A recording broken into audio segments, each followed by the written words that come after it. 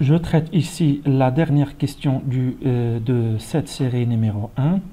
On vous demande d'établir l'équation de Schrödinger pour un hydrogénoïde de charge nucléaire Ze et de montrer que seule la partie radiale de la fonction d'onde globale psi qui reste à déterminer.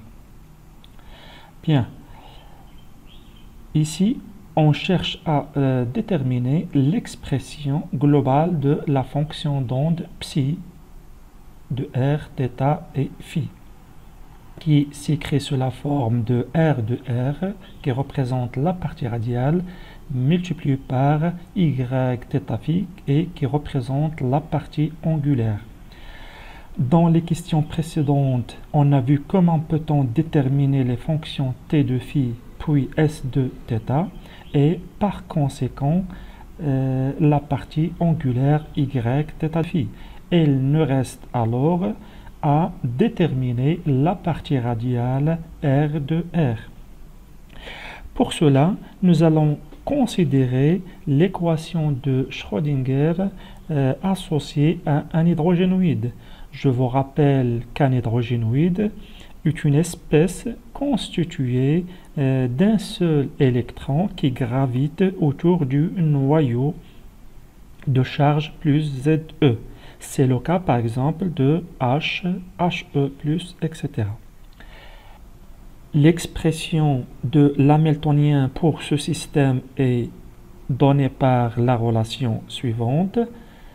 H est égal à moins H bar au carré sur 2 fois la masse du noyau fois Laplacien, moins H bar au carré sur 2 petit m, la masse de l'électron fois Laplacien, moins Ze au carré sur 4pi epsilon 0 fois R.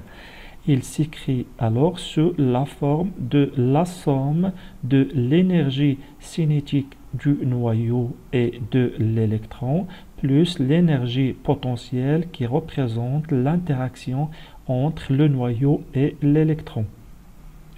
Or, on sait bien que la masse de l'électron est très faible par rapport à celle du noyau, d'où le terme 1 sur grand M est très inférieur à 1 sur petit m. Par conséquent, on peut négliger le terme 1 sur grand M devant celui en 1 sur petit m. On considère alors que le mouvement du noyau comme étant faible devant celle de l'électron. C'est l'approximation de Born-Oppenheimer.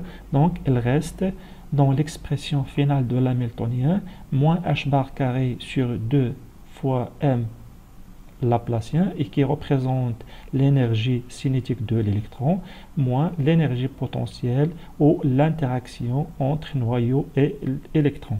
Donc ici, j'ai négligé ce terme-là puisque le mouvement du noyau est supposé fixe. C'est l'approximation de Born-Oppenheimer. Cette expression peut être encore écrite en unité atomique sous la forme de moins 1 demi Laplacien moins Z sur R, étant donné que en unité atomique, E est égal à 1, H bar est égal à 1 et le rapport 1 sur 4 pi epsilon 0 est égal à aussi à 1.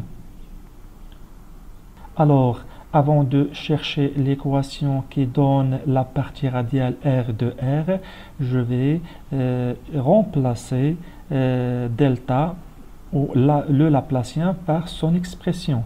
Je vous rappelle que le Laplacien a pour expression en coordonnées sphériques 1 sur R carré dérivé par rapport à R de R carré D sur D de R plus 1 sur R carré fois 1 sur sinus θ fois dérivé par rapport à θ de sinus θ D sur dθ plus 1 sur R carré multiplié par 1 sur sinus θ au carré fois dérivée seconde par rapport à phi.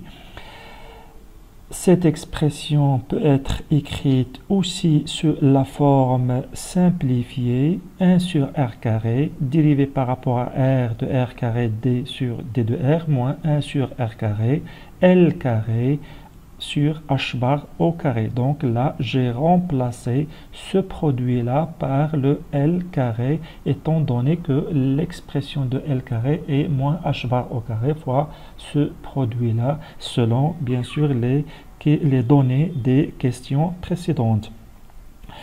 Je remplace alors delta par son expression dans la relation de l'hamiltonien, ce qui donne finalement h qui est égal à moins h bar carré sur 2m fois 1 sur r carré dérivé par rapport à r de r carré fois d sur d de r moins 1 sur r carré fois L carré sur h bar au carré, donc c'est l'expression de Laplacien, plus le terme énergie potentielle.